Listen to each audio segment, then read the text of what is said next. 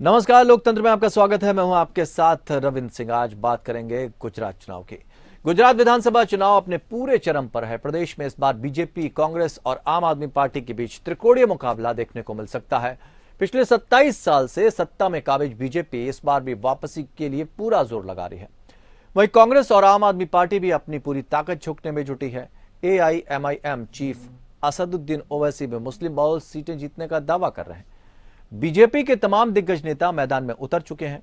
प्रधानमंत्री नरेंद्र मोदी, गृहमंत्री अमित शाह, योगी आदित्यनाथ, JP नड्डा जैसे तमाम बड़े नेता ताबड़तोड़ जनसभाएं कर रहे हैं।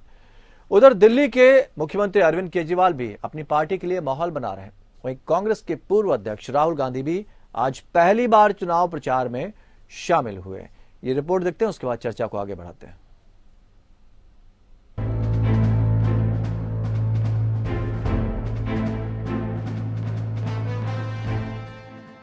गुजरात में विधानसभा चुनाव नजदीक हैं। ऐसे में पीएम मोदी लगातार जनसभाएं कर रहे हैं। अपने 3 दिवसीय दौरे के आखिरी दिन पीएम मोदी ने नर में जनसभा की। मोदी तरफ बीजेपी सरकार की उपलब्धियों को जनता के सामने रखा, तो वहीं दूसरी तरफ उन्होंने विरोधी दलों को आड़े हाथों भी ले लिया। मोदी ने कहा कि कांग्रेस कह रही है कि वो उन्हें उनकी औकात दिखाएगी। मोदी ने आगे कहा कि पहले कांग्रेस ने मेरे लिए नीच आदमी, मौत का सौदागर और नाली का कीड़ा जैसे शब्दों का इस्तेमाल किया। अब चुनाव के दौरान विकास करने की बजाय कांग्रेस नेता कह रहे हैं कि वो मोदी को उसकी औकात दिखाएंगे। मोदी की कोई औकात नहीं है, वो जनता का सेवक है। આ મોદીને એની औकात बतावी देशु। औकात मोदी को उसकी औकात दिखा देंगे। अहंकार जुओ भाइयों, अहंकार जुओ। मोदी को उसकी औकात दिखा देंगे। अरे माँ बाप, તમે તો બધા રાજ પરિવારો છો, હું તો એક સામાન્ય પરિવારનું સંતાન છું। મારી કોઈ औकात નથી બાપા, તમે મારી औकात દેખાડવાની। અરે હું તો સેવક છું, હું તો સેવાદાર છું, અને સેવક के સેવાદારની એવી औकात होती है। दरअसल कांग्रेस के वरिष्ठ नेता मधुसूदन मिस्त्री ने विवादित बयान दिया था। मधुसूदन मिस्त्री ने पार्टी का घोषणा पत्र लॉन्च करने के बाद कहा कि वो गुजरात चुनाव में पीएम मोदी की औकात दिखाएंगे।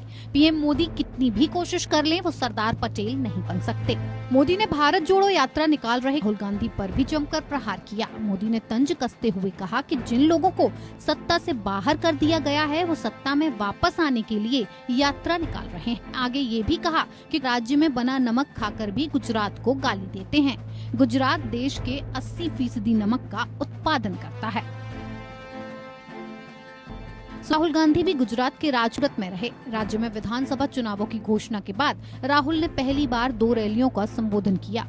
इस चुनाव में अभी तक उन्होंने राज्य के लिए प्रचार नहीं किया है। यात्रा में व्यस्त रहे राहुल ने हिमाचल प्रदेश में चुनाव प्रचार से भी दूरी बनाए रखी। भारत जोड़ो यात्रा शुरू होने के बाद ये उनका पहला राजनीति था और इस मौके पर कि बीजेपी सरकार आदिवासियों की हितैषी नहीं है, बल्कि उनकी जमीनों को छीन रही है। गुजरात के चुनावी रण में के मुख्यमंत्री योगी आदित्यनाथ छोटा उदयपुर में एक चुनावी जनसभा को संबोधित करते हुए आदिवासियों को लेकर राहुल गांधी के बयान पर पलटवार किया।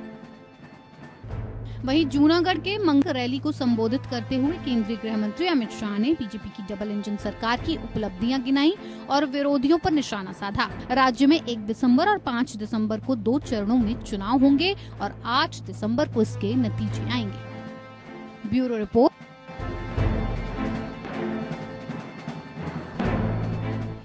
ताबड़तोड़ रैलियों का दौर चल रहा है। पूरी ताकत लगा रही है भारतीय जनता पार्टी। वहीं कांग्रेस भी चूक नहीं रही। उसको लग रहा है अगर हम 77 पहुंचे हैं 66 से, तो आगे भी हम और कोशिश थोड़ी सी करते हैं तो शायद कुछ वोट बैंक बढ़ जाए या वहां पर सत्ता पे काबिज हो जाए। वहीं दोनों के वोट बैंक में सेंध लगाने की तैयारी में आम आदमी पार्टी है। लेकिन तीनों अपने अपने दावे तो कर रहे हैं, असलियत क्या है इसको हम समझने की कोशिश करेंगे। हमारे साथ राजनीतिक सलाहकार भी जुड़ेंगे, तो हम चारों मेहमानों से आपको रूबरू करवाते हैं और उसके बाद चर्चा को आगे बढ़ाते हैं। अश्विनी शाही, प्रवक्ता भारतीय जनता पार्टी, हमारे साथ जुड़े हुए हैं। संगीता शर्मा आम आदमी पार्टी की तरफ से हमारे साथ जुड़ी हैं। अभिमन्यु त्यागी, प्रवक्ता कांग्रेस, हमारे साथ जुड़े हैं। और योगेश सोनी, राजनीतिक विश्लेषक के तौर पर हमारे साथ जुड़े हैं। आप सभी का बहुत बहुत स्वागत करते हैं। और अश्विनी शाही जी, शुरुआत करते हैं आपसे और समझने की कोशिश करते हैं। एक भावनात्मक कार्ड यहां पर प्रधानमंत्री नरेंद्र मोदी ने खेला है। और बताने की कोशिश की कि भाई मैं तो सेवक हूं, बाकी दल जो है या कांग्रेस है वो औकात याद दिलाने की कोशिश कर रहे हैं। इस तरह की जो भाषा शैली है या इस तरह का जो भावनात्मक संदेश है, क्या जीत दिला पाएगा? रविंद्र जी, माननीय प्रधानमंत्री जी का जो गृह प्रदेश है गुजरात, वहां पर भावनात्मक कार्ड खेलने की आवश्यकता नहीं है। उनको ये बताना पड़ेगा कि मैं आपका बेटा हूं और मेरी औकात यहाँ देखी जा रही है। यहाँ उन्होंने सभा में कहा था 3-4 किलो गाली मुझे रोज मिलती है। वहां आम आदमी के पार्टी के एक नेता के द्वारा उनकी मां को भी अपशब्द कहे गए। तो ये सब चीजें उस घर में बताना पड़ेगा उनका। अब तो पहले वो 6.5 करोड़ गुजरातियों की बात करते थे, अब वो 140 करोड़ लोगों की बात करते हैं। लेकिन वहां पर पहले जहां वो पैदा हुए हैं वहां पर तो ये बताना वाजिब बनता है, क्योंकि वहां के लोगों की भावनाएं जुड़ी हुई हैं।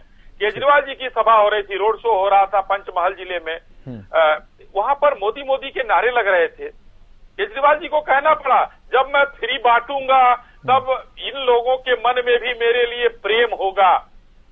तो भावनात्मक जुड़ाव किससे है? तो ये बात उनको बताना पड़ेगा कि कांग्रेस के मधुसूदन मिस्त्री हमारी औकात देख रहे हैं, क्योंकि मेरी औकात कोई है ही नहीं है। राहुल गांधी भी चौकीदार चोर है कहकर नारा वो जो है माफी मांग चुके हैं, गले पड़ चुके हैं संसद में सबके सामने। तो आज मधुसूदन मिस्त्री जी का एक कद ऊंचा है और उनके बड़े नेता मणिशंकर अय्यर जी ने भी क्या कहा था देखिए। तो ये कांग्रेस के लोगों की परिपाटी रही है और उसी परिपाटी पर आम आदमी पार्टी के नेता भी जो गुजरात के हैं वो चल रहे हैं। माननीय प्रधानमंत्री जी ने अपने घर के अपने परिवार के बीच में बताया है कि देखिए मुझे ये कहा जा रहा है। अब क्योंकि लोकतंत्र में सबसे अंतिम फैसला जनता का होता है, तो जनता ही सच और झूठ, भावना और संवेदना की बात करेगी और सबको ये बताएगी कि कौन हितैषी है, कौन उनके लिए लूटने आ रहा है वहां, कौन वहां पर रहना चाहता है, इसके साथ हमारा विकास संभव है। लेकिन पिछली बार अगर देखा जाए तो राहुल गांधी ने जिस तरह से प्रचार किया था और बहुत जोरदार प्रचार किया था, उससे काफी फायदा हुआ था कांग्रेस को। 66 से 77 पे सीधे पहुंच गए थे। तो ऐसा ना हो कि इस बार थोड़ा कुछ और बढ़ गए तो नुकसान होगा आपको। और अब तो 2-2 लोगों से मुकाबला है। जी, आज आपने देखा भरत भाई सोलंकी ने उनके भाषण को किस तरीके से ट्रांसलेट करने से भी मना कर दिया। बोलिए आप, क्योंकि वो क्या बोलते हैं जब उनके पार्टी के नेताओं को नहीं समझ में आता है रविंद्र जी, तो इस तरीके से वहां जनता को क्या समझ में आएगा। तो राहुल गांधी जी जो भारत जोड़ो, जो भारत अखंड है, जो कहीं से टूटा ही नहीं है, जोड़ने का काम कर रहे हैं। गोवा उधर देखिए जैसे उन्होंने शुरुआत की, गोवा में गड़बड़ हो गया, आगे बढ़े, तेलंगाना से बाहर निकले, तेलंगाना में चुनाव हार गए। तो ये सारी चीजें, कितने चुनाव वो हार रहे हैं कोई मतलब नहीं है। 1 या 2 दिन का चुनाव है उनका। 2 दिन के चुनाव में अगर वो बहुत जोश भर दें कार्यकर्ताओं में, बहुत कुछ कह दें, कोई मतलब नहीं है। उनको चुनावों से कोई मतलब नहीं है। वो अपनी सेहत ठीक करने के लिए 30-3500 किलोमीटर चल रहे हैं। अब उसमें जनता जुड़ रही है या टूट रही है ये तो ईश्वर जाने, लेकिन यहाँ पर उनका कोई न प्रभाव था न आगे पड़ेगा। हाँ, वो हमारे स्टार प्रचारक जरूर है, जहां वो जाएंगे हमारे लिए जरूर काम करेंगे। अभिमन्यु त्यागी जी, कोई फर्क नहीं पड़ने वाला राहुल जी के वहां पे प्रचार करने से, क्योंकि वो प्रधानमंत्री का अपना गढ़ है और वहां इतना आसान नहीं उनको चुनौती देना। और जिस तरह के बयान आ रहे हैं उससे तो मुझे लग रहा है कि काफी दिक्कतें आने वाली हैं।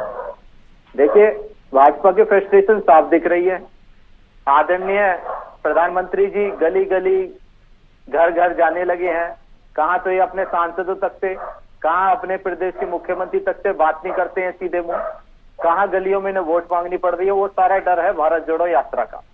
राहुल गांधी जी के लिए पहले ये लोग कह रहे थे कि गुजरात क्यों नहीं आए, अब वो गुजरात आए हैं तो बेचैनी हो गई है इन लोगों को। काम इन्होंने कुछ किया नहीं, लेकिन राहुल गांधी के लिए ये भी कहा जा रहा है ना, सेल्फ गोल कर लिया उन्होंने।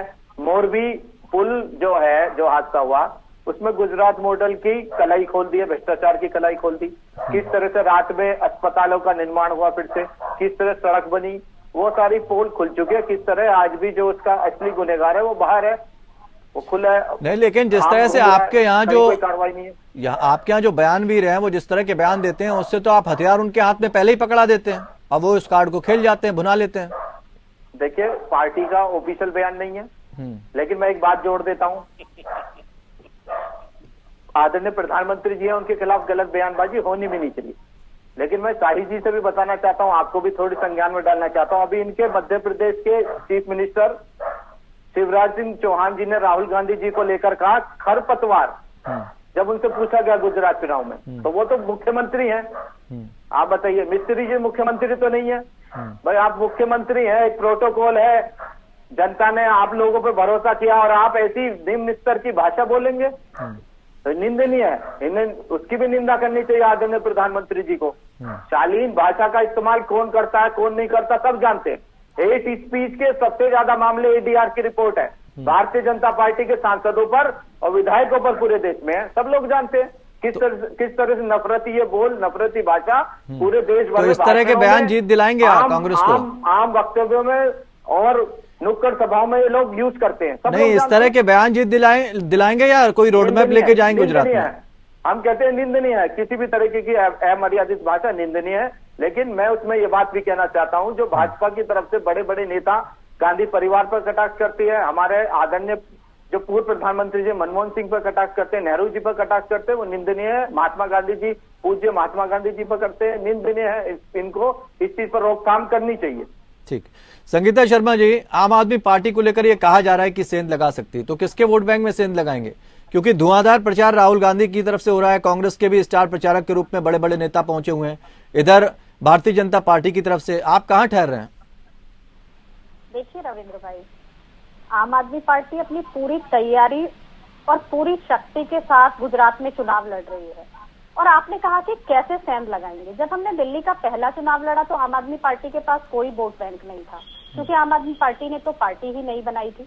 उसी तरह हम पंजाब में चुनाव लड़े तो वहां हमारा क्या वोट बैंक था, लेकिन आज हम वहां सरकार में हैं।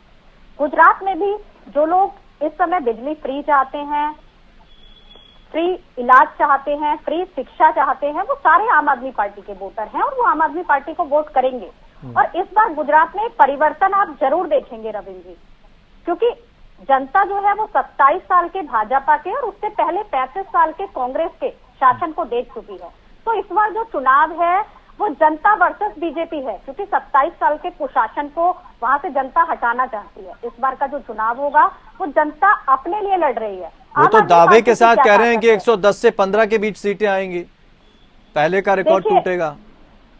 देखिए, जब एग्जिट पोल की बारी आती है रविंद्र भाई, तो पंजाब में भी हम सरकार नहीं बना रहे थे, दिल्ली में भी हम सरकार नहीं बना रहे थे, लेकिन हमने सरकार बनाई। और इस बार भी हम सत्ता में आएंगे और सरकार बनाएंगे, क्योंकि जनता ये चाहती है।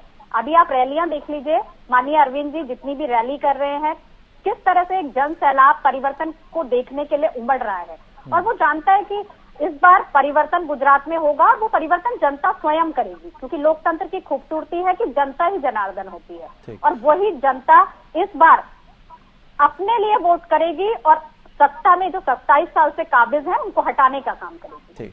योगेश जी, आपसे थोड़ा समझना चाहते हैं, क्योंकि पार्टी के प्रवक्ता हैं तो अपनी अपनी पार्टी का प्रचार भी करेंगे और उसको लेकर ये भी बताएंगे मजबूती है। थोड़ा सा समझना चाहेंगे हम, आधार क्या होगा? क्योंकि राहुल गांधी अगर वहां प्रचार करने पहुंचे हैं तो उससे क्या कांग्रेस को वो फायदा मिल पाएगा जिसकी वो कयास लगाए बैठी हुई है? दूसरी तरफ एंटी इनकम्बेंसी की बात कही जा रही है, क्या वास्तविक रूप से इसका नुकसान होगा? और जो भावनात्मक कार्ड मोदी जी ने खेला है उसका फायदा होगा? इन तीन में से कौन सा फैक्टर ज्यादा काम करेगा? देखिए रविंद्र भाई, अगर हम उस भावनात्मक पहलू की बात करें तो वो मोदी जी का गढ़वा है। निश्चित तौर पे उनका जो एक जिसको होम टाउन बोलते हैं वो रहा है, तो वो उसको भेजने के लिए किसी को भी आगे नहीं आने देंगे, हर तरीके का अथक प्रयास करेंगे। उनके अगर आपने बयान को, रैली को सुना हो तो वो किस एहसास के साथ बात कर रहे थे और वो लग रहा था कि वो चिंता में डूबे हुए नजर आ रहे थे, जो उनको एक्चुअल में करनी चाहिए। निश्चित तौर पे पहले वहां दो पार्टियों के बीच में लड़ाई थी और आज स्थिति ये है कि आम आदमी पार्टी भी वहां पर एंटर कर गई है। और मुझे ऐसा लगता है कि बीजेपी अकेली ऐसी पार्टी है जो किसी भी चुनाव को हल्के में नहीं लेती है और चुनावी समय पे सक्रिय नहीं, पहले से भी सक्रिय हो जाती है। हम भारतीय जनता पार्टी के तमाम चुनाव देख चुके, चाहे वो हारे चाहे वो जीते, लेकिन इनमें एक विशेषता इस पार्टी में ये है कि किसी चुनाव को हल्के में नहीं लेती।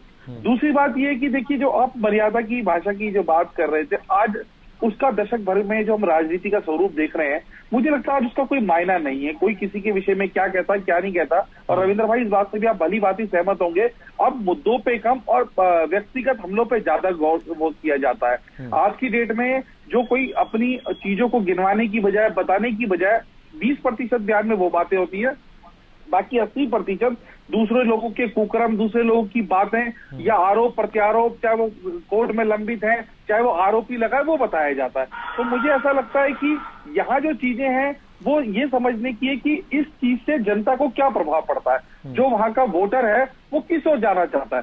निश्चित तौर पे भाजपा का एक गढ़ बन चुका है, इतने सालों से लगातार सरकार बना रही है, तो यहाँ पर मैजिक करना थोड़ा सा दूसरी पार्टियों के लिए निश्चित तौर पर चुनौतीपूर्ण है। ऐसा नहीं कि वो आसानी से कि सरकार बना सकते हैं, विपक्ष में खड़े तो निश्चित तौर पे एक बड़ी लेकिन चीज है।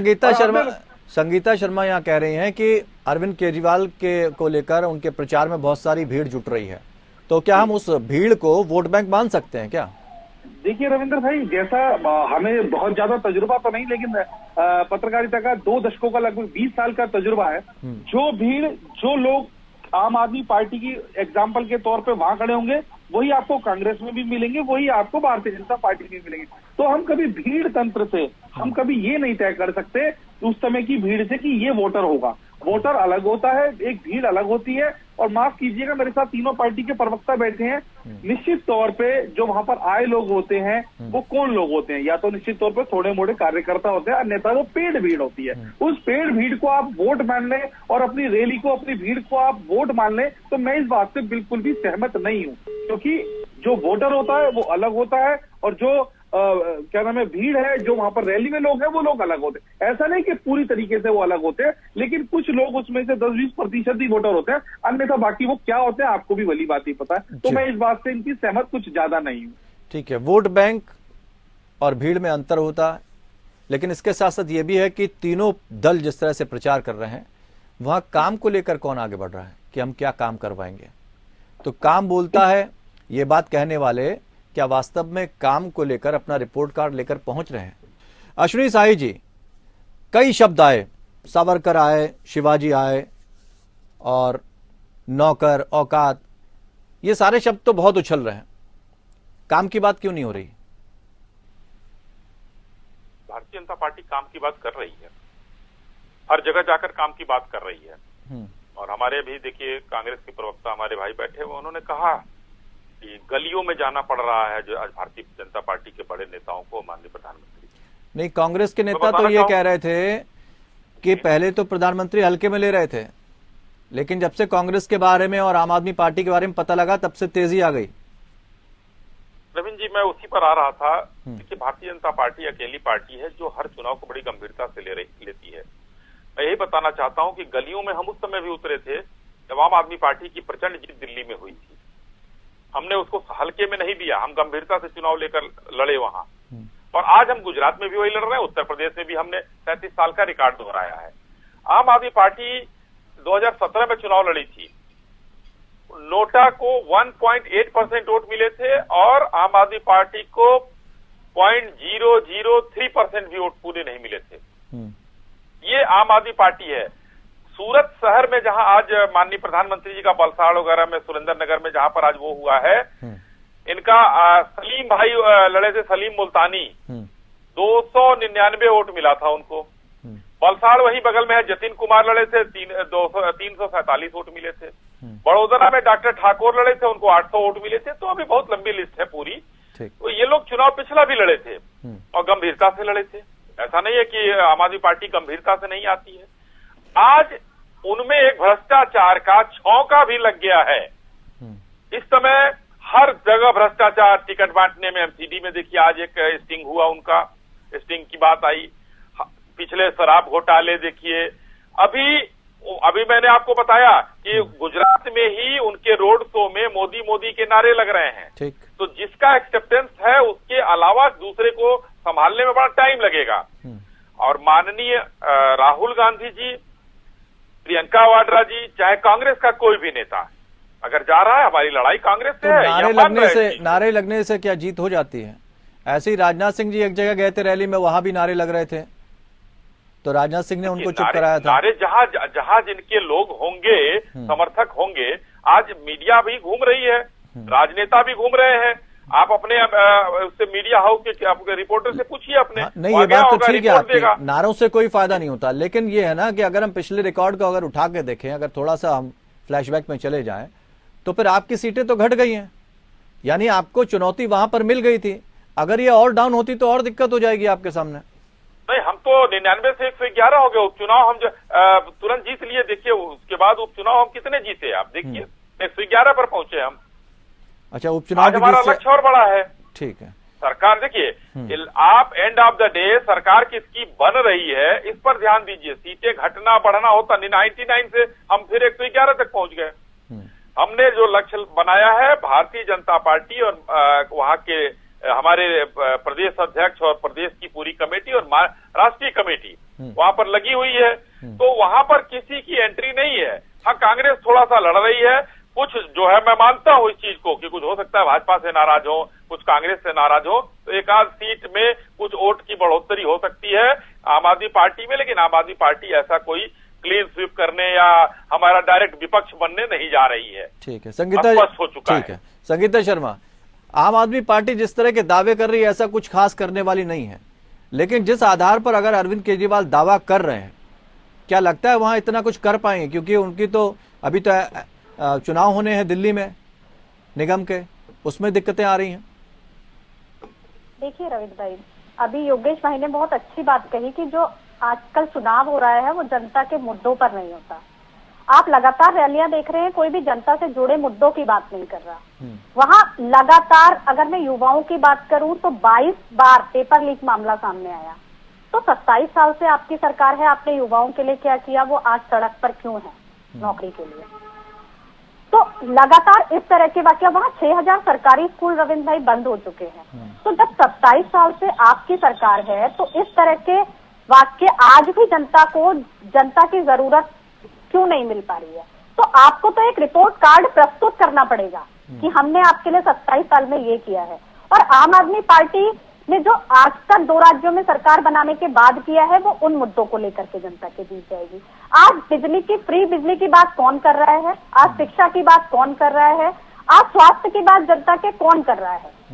बेरोजगारी की बात कौन कर रहा है? वृद्धा जो हमारी महिलाएं हैं उनकी बात कौन कर रहा है? आम आदमी पार्टी कर रही है। आम आदमी पार्टी क्योंकि ऐसी राजनीति नहीं करती जो जनता से जुड़ी हुई ना हो। तो ये भाजपा की राजनीति है कि ये बिल्कुल, इन्होंने सही कहा कि चुनाव बहुत मेहनत से लड़ते हैं, चाहे छोटा हो या बड़ा हो। सरकार में आने के बाद काम कितनी मेहनत से करते हैं ये जनता स्वयं देख रही है। क्योंकि जवाब ले लेते हैं अश्विनी जी। पेपर लीक का सुन लीजिए, पेपर लीक की बात उन्होंने उठाई, इसमें मोरबी पुल हादसा भी जोड़ देते हैं, और उसके बाद काम कितनी तेजी से होता है, क्योंकि काम की आप कोई बात करते नहीं, वो ये कहना चाह रहे हैं। अब देखिए, हमको लग रहा है कि आज माननीय प्रधानमंत्री जी की जो है सभाओं का भाषण हमारी बहन ने नहीं सुना है। आज सुरेंद्र नगर में गए, वहां उन्होंने किसानों के से जुड़े मुद्दे उठाए, उन्होंने मूंगफली के किसानों की बारे में बात की। नौसारी में आए, वहां वह व्यापारियों के बारे में बात किया। वलसाड़ में गए, व्यापारियों के बारे में बात किया। जनता से जुड़े हुए मुद्दे हैं बहन हमारी, ऐसा नहीं। हम जनता से जुड़े मुद्दे उठाते हैं। माननीय प्रधानमंत्री जी के भाषण को सुनिए, और वो कौन से मुद्दे उठा रहे हैं वो दिखाई दे रहा है। हाँ, कुछ हादसे अगर हो गए हैं, मैं उनको दुखद मानता हूँ। ये हादसा मोरबी का वो एक दुखद हादसा है, उसको भी हम भुला नहीं सकते, मगर वहां भी हम अपनी चीजों को लेकर हम आगे बढ़ सकते। देखिए, हादसा तो जापान में भी हुआ था, बहुत भारी। आज वहां नया शहर बसा ना, हिरोशिमा और नागासाकी कोई नहीं भूलता, हम लोगों को पढ़ाया जाता है। नया शहर बसा, वो लोग उससे आगे बढ़े हैं। तो हम संवेदनाओं के साथ रहते हुए उसमें, और अगर कुछ गलतियां हुई हैं उसको सुधार करते हुए आगे बढ़ेंगे। अब जो हमारे भाई वहां पर जो दुखद, अच्छा, आप सुधार करें और बाकी लोग इस्तीफा दें? बाकी लोग क्यों, हम इस्तीफा तो देना चाहिए ना। दूसरे राज्य में अगर कहीं पुल हादसा हो जाए तो इस्तीफा दें, और आपके राज्य में अगर वही हादसा हो जाए तो हम सुधार करें। ये भाषा बदल क्यों जाती है? नहीं मांगा था क्या इन्होंने? इस्तीफा नहीं मांगा था इन्होंने, तो क्या क्या नहीं किया इन्होंने, तो बहुत कुछ किया है। लेकिन उसकी जांच हम बहुत तेजी से कराएंगे। उस पुल की जांच हुई, कुछ नहीं हुआ। यहाँ पर तो उतने लोग पकड़े गए हैं, वहां पर अब धीरे धीरे एसआईटी की जांच आगे बढ़ रही है। देखिए रिजल्ट आ जाएगा आपका 1-8 महीने के अंदर। नहीं, आप हम तो लोग व्यापारियों जांच की भी करा बात के करते बढ़ाते हैं, हैं मामला। लेकिन बेरोजगारी की बात नहीं की जाती, महंगाई की बात नहीं की जाती। मैं एकदम ये कर भी रहा कुछ हूं, मुद्दे हैं बेरोजगारी जो की बात कर रहा हूं। मुझे लग रहा है देश की भी बात है और राज्य की भी बात आ जाती है। जी रविंद्र जी, बहुत अच्छा सवाल आपने उठा दिया। आज आप इंडेक्स खोलकर देखिए, 30% से ऊपर बेरोजगारी जो है राजस्थान में है, वहाँ कांग्रेस शासित सरकार है। आप दिल्ली की बेरोजगारी देखिए, नौकरी ही नहीं दिया, ये तो उस पे जो है आरटीआई में मांगा गया। और उत्तर प्रदेश और गुजरात के बेरोजगारी दर का आंकड़ा उठाकर देख लीजिए, कहीं हम लोग नहीं टिकते हैं इन लोगों के आगे। ये लोग इतना पहाड़ पर बैठे हुए हैं, ये लोग अब बहुत, ये लोग इन लोगों को सलाम करने लायक है। अभिमन्यु जी, कांग्रेस बेरोजगारी के पहाड़ पर बैठी है। रविंद्र जी, मुझे आप कह रहे हैं कोई काम नहीं किया और अश्विनी साई जी ने इतने काम गिना दिए हैं।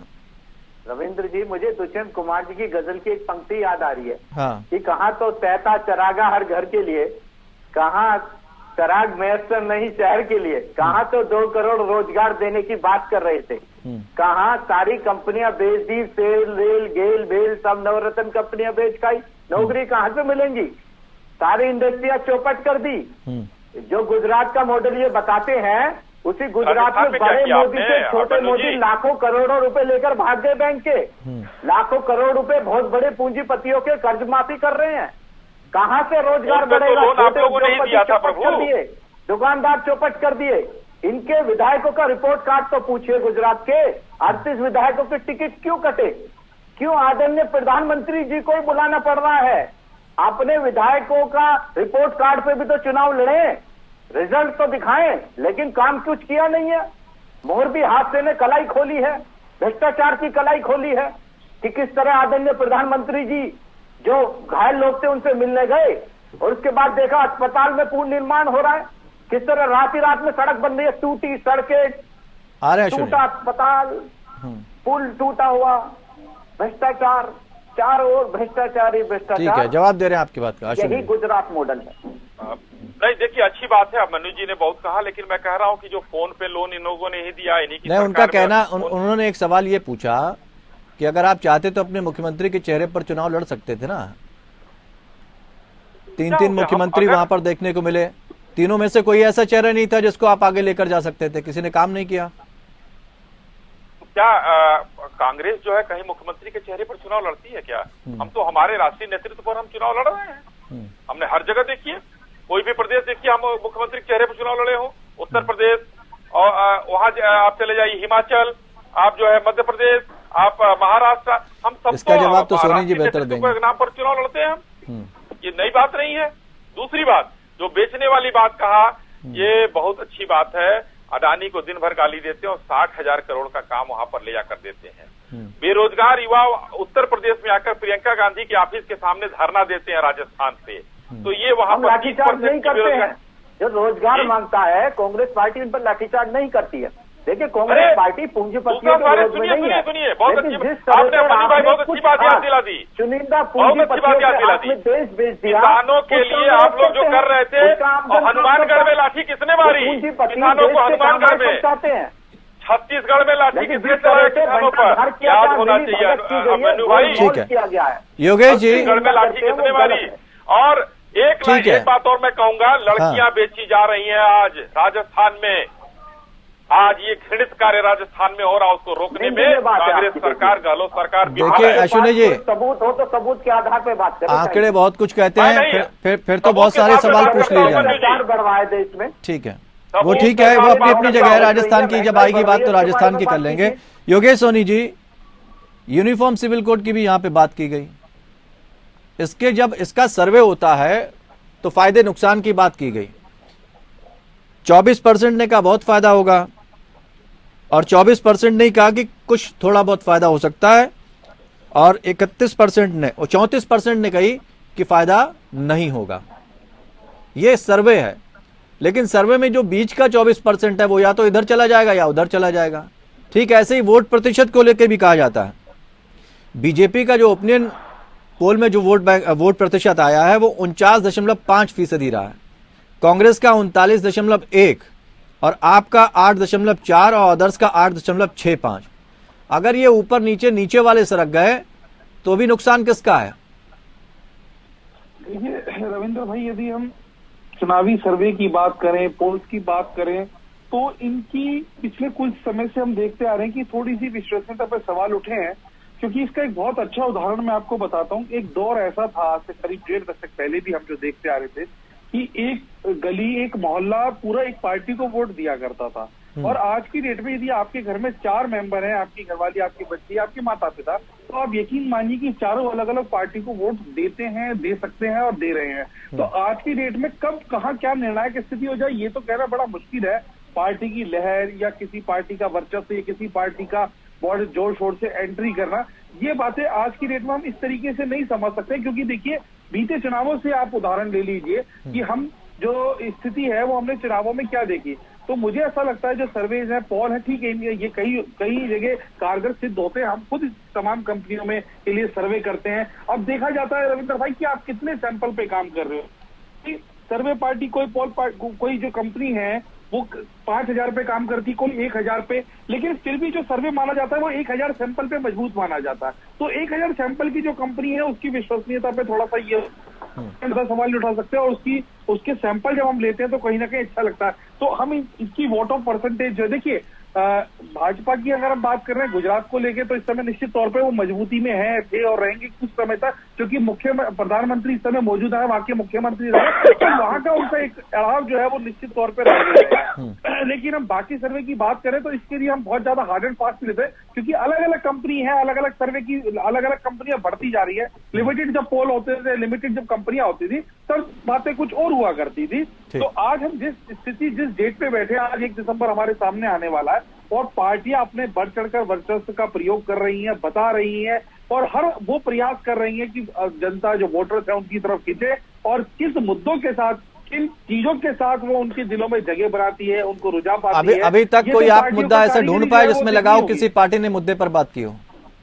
देखिए, मैं आपको बताऊं कि मुद्दे पे जो बात होती है वो बहुत कम होती है। आज की डेट में जो चुनावों की जो सबसे बड़ी जो गिरता गिराफ है वो यही है कि आज की डेट में व्यक्तिगत हमले ज्यादा होते हैं। किसी ने मुझे ये कहा, किसी ने उसको ये कहा, किसी ने उसको नीच कहा, किसी ने किसी को, ये बातों से जनता को कोई मतलब नहीं। आप किसी को कुछ भी कह सकते हो, लेकिन होता क्या है कि जब तक आप जो बुनियादी चीजें हैं, जो मुख्य चीजें हैं, वो अगर आप नहीं करेंगे तो जनता उन चीजों से सुन के बोर हो चुकी है। एक चीज की अति होती है। मुझे लगता है ये जो अति है पिछले कुछ समय में पूरी हो चुकी है और जनता और खासकर युवा वर्ग इन चीजों में कोई रुचि नहीं लेना चाहता। जनता ये चाहती है कि हमारी सदगति कैसे हो, हमारा भला कैसे हो और कैसे देश विकास करे, कैसे रक्षा की बात हो, कैसे सुरक्षा की बात हो, कैसे रोजगार की बात हो। तो जनता को बहुत ज्यादा किसी को दिल दिमाग पे लेके समय तक नहीं चलती है। यदि हम कट्टर वोटर्स की बात करें कि एक जमाना था कि कट्टर वोटर जो पार्टी को दिया करते थे वो देते, मैं इस चीज से बिल्कुल अब इत्तेफाक नहीं रखता। मैं अपना व्यक्तिगत अनुभव बता रहा हूँ।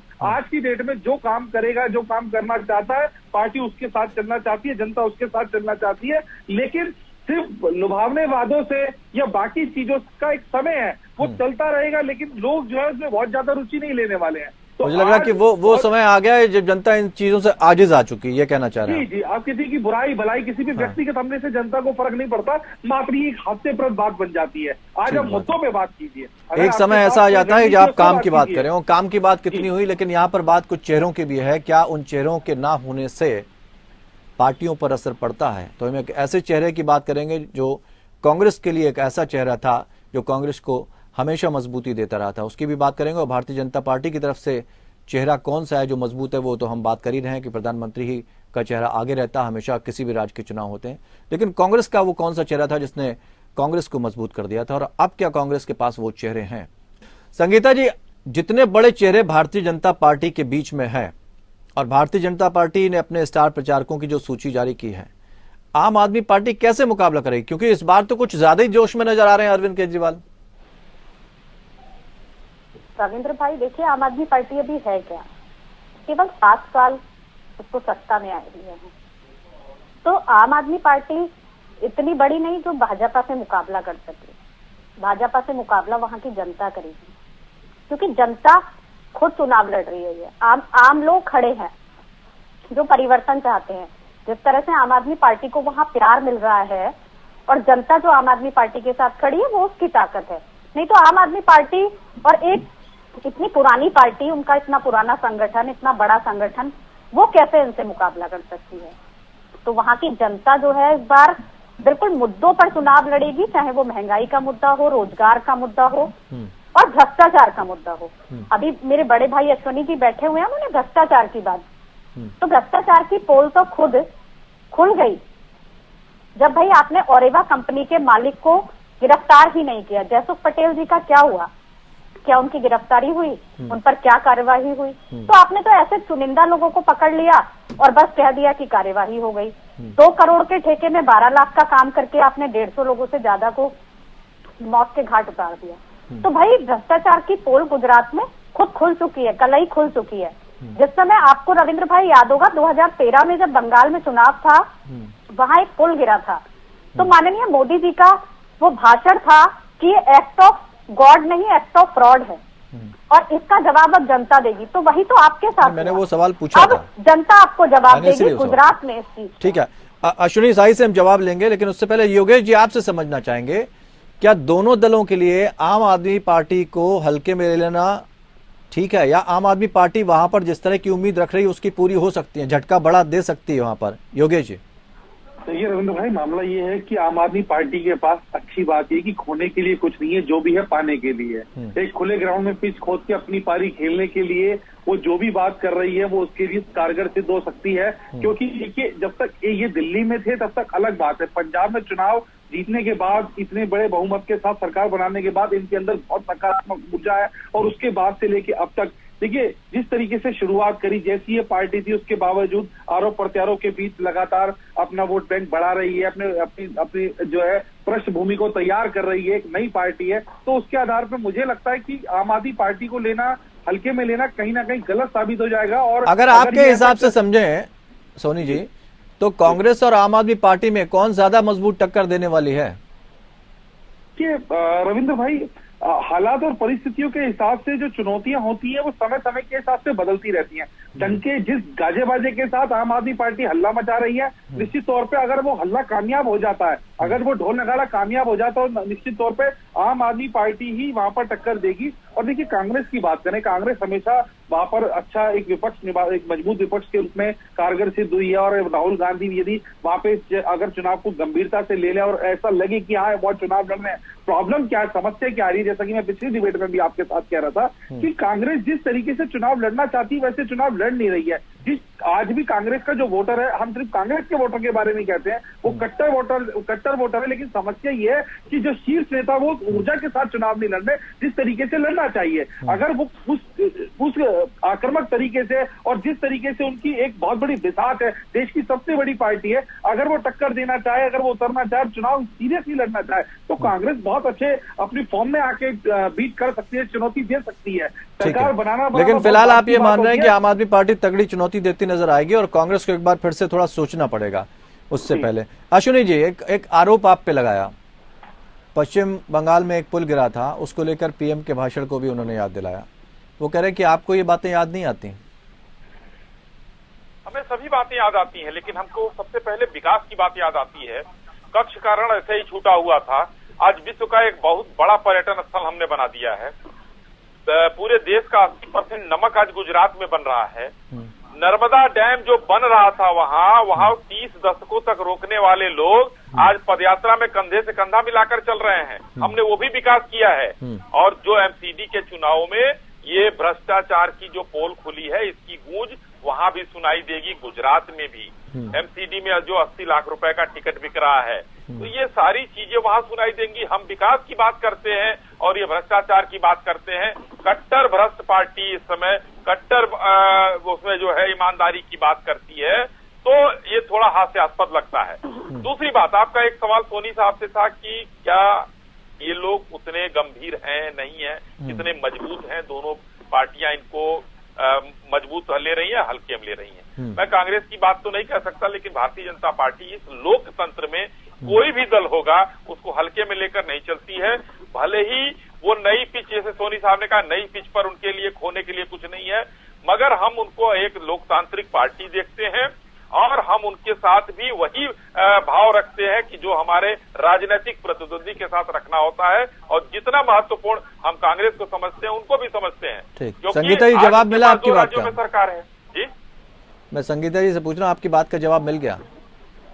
देखिए, इन्होंने भ्रष्टाचार की बात की, तो रविंद्र भाई मैं तो बस थोड़े से नाम याद दिला दूंगी तो बहुत बड़े बड़े भ्रष्टाचार मेरे भाई को याद आ जाएंगे, क्योंकि ये बहुत मुझसे कहीं ज्यादा पहले राजनीति में है। चाहे वो शुभेंदु अधिकारी जी हो, हेमंत विश्व शर्मा जी हो, रमन सिंह जी हो, येदियुरप्पा जी हो, रेड्डी ब्रदर्स हो, तो ऐसे कई नाम हैं जो लिस्ट बहुत लंबी है रविंद्र भाई। ये बात अलग है कि जब इनमें से कुछ लोग कांग्रेस में होते थे तो बहुत भ्रष्टाचारी होते थे, आज वो भाजपा में आ गए हैं तो बिल्कुल दूध के धुले हो चुके हैं, क्योंकि भाई वो बहुत पवित्र पार्टी है और वहाँ कोई भ्रष्टाचारी है ही नहीं। जब भाजपा में आ जाते हैं तो सारे भ्रष्टाचार खत्म हो जाते हैं, और जब वो अन्य पार्टियों में रहते हैं तभी भ्रष्टाचारी रहते हैं। आधे से ज्यादा तो कांग्रेसी विधायक आज इनकी नहीं, गुजरात की जो समस्याएं है ना अश्विनी भाई, आदिवासियों करने का काम ये करते हैं। कई बार ऐसी बात है कि आदिवासियों को शहर में रहने नहीं देना चाहते हैं या चाहते नहीं है कि आदिवासी शहर में रहे, तो आदिवासियों के लिए वहाँ क्या रोड प्लान तैयार किया है, रोड मैप तैयार किया है? युवाओं के लिए क्या रोड मैप तैयार किया है? महिलाओं ने सबसे ज्यादा वोट दिया, उनके लिए क्या रोड मैप तैयार किया गया है? जी रविंद्र जी, अच्छा सवाल ये भी है। हाँ। हमने एक आदिवासी महिला को दिल्ली जैसे लुटियन जोन में भारत के सबसे बड़े बंगले में बिठा दिया, तो हम शहर में कैसे नहीं रहने देना चाहेंगे? हाँ, तो दूसरी तरफ एक आदिवासी ये कह रहे हैं हमारे पास ईडी की जांच बैठा दी उनने। अरे तो ईडी की जांच, अगर उन्होंने कुछ किया होगा तो ईडी की जांच होगी। तो वो कह कुछ किया तो हो, निकाले तो दिखे तो। मनीष सिसोदिया के ऊपर बैठी, वो कह रहे कुछ निकले ही नहीं। जांच हमने बिठा रहे हैं, जहां पर संस्थाएं काम कर रही हैं। हमारे एक जेल में जो मसाज करा रहे हैं, 4 करोड़ 41 लाख रुपए निकाला है ईडी ने उनके खातों से। जितेंद्र तोमर जो कानून मंत्री थे, वो उनका डिग्री फर्जी, एक वहाँ के। अच्छा, एक बात बताइए अश्विनी जी, थोड़ा गंभीर सवाल है, मैं चाहूंगा जवाब आपसे, फिर मैं जाऊंगा कांग्रेस के पास, अभिमन्यु त्यागी जी के पास। तिहाड़ जेल से एक वीडियो लीक हो जाता है, आपको लगता नहीं चिंता की बात है सिक्योरिटी के लिहाज से? और उसका स्टिंग ऑपरेशन बताया जा रहा है। ये गंभीर विषय नहीं लगता आपको कि तिहाड़ जेल के अंदर से वीडियो लीक हो गया? इस पर कोई चर्चा नहीं हो रही अश्विनी जी? जी देखिए, तिहाड़ जेल किसके अंडर में है? केजरीवाल जी के दिल्ली सरकार के अंडर में है, और वो जेल मंत्री भी थे जो मसाज करा रहे हैं। तो ये तो सरकार का फेल्योर है। जांच उसकी हो रही है, जांच तो होगी। ठीक है, केंद्रीय एजेंसियां छोड़ने वाली नहीं है। ठीक है, समय कम है। अभिमन्यु जी क्या कहना चाहेंगे आप? राहुल गांधी के 10 दिन पहले आ जाने से कुछ नहीं मिलना कांग्रेस को। आम आदमी पार्टी ऑलरेडी चैलेंज दे रही है, और अगर जनता का झुकाव उधर हुआ तो निश्चित तौर पर नुकसान सबसे बड़ा कांग्रेस का है। देखिए, सत्ता में तो भारतीय जनता पार्टी है, नुकसान हमेशा जो होता है वो सत्ता का होता है। सत्ता का कितना नुकसान होगा? लेकिन एक बात जो तय है, जो सब लोगों के सामने आ रही है, कि रोटी सबसे बड़ा मुद्दा है। आदरणीय प्रधानमंत्री जी कितना ही कहते कि मुझे ये कहा, मुझे वो कहा, छोटे बच्चों वाली शिकायतें कितनी कर ले, पर जब तक काम नहीं करेंगे रिजल्ट नहीं मिलेगा। कितने दिन गुमराह करेंगे लोगों को? 27 साल गुजरात को बहुत लंबा अरसा हो गया गुमराह कर दिया इन्होंने। लाखों करोड़ों रुपए के ड्रग्स पकड़े जा रहे हैं, बेरोजगारी का आलम सबको पता है, चंद पूंजीपति लोग लाभ ले रहे हैं, लाखों करोड़ रुपए का ऋण माफी करा रहे हैं, सब गुजरात के लोग हैं। लाखों करोड़ों रुपए जो लेकर भाग गए बैंक से, सरकारी बैंक के बंटाधार, कुल मिलाकर हम ये माने चौपट कर कि गुजरात का चुनाव भी राष्ट्रीय मुद्दों पर रहेगा। जनता इनको निश्चित तौर पर गुजरात की जनता को क्या देंगे ये कुछ नहीं पता किसी को। चलिए, बहुत बहुत शुक्रिया आप सभी मेहमानों का हमारे साथ इस चर्चा में शामिल होने के लिए। लेकिन गुजरात की जनता को जो चाहिए, क्या वो सब गुजरात की जनता को मिलेगा?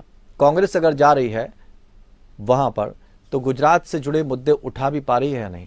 क्योंकि भारतीय जनता पार्टी को लेकर कांग्रेस कह रही कि वो घबराई हुई है, इसीलिए ज्यादा से ज्यादा जनसभाएं हो रही हैं। आम आदमी पार्टी जिस तरह से वहां प्रचार प्रसार में जुटी है, उसको उम्मीद की किरण नजर आ रही है कि गुजरात में उसका काम बन सकता है। अगर यहां सबसे ज्यादा किसी का नुकसान हो सकता है, यानी खोने की सबसे बड़ी कोई पार्टी है जो अपने चीजों को खो सकती है, अपनी सीटों को खो सकती है, वो है भारतीय जनता पार्टी। अब इन दोनों से कैसे निपटेगी वो, ये देखने वाली बात होगी। फिलहाल इतना ही, नमस्कार।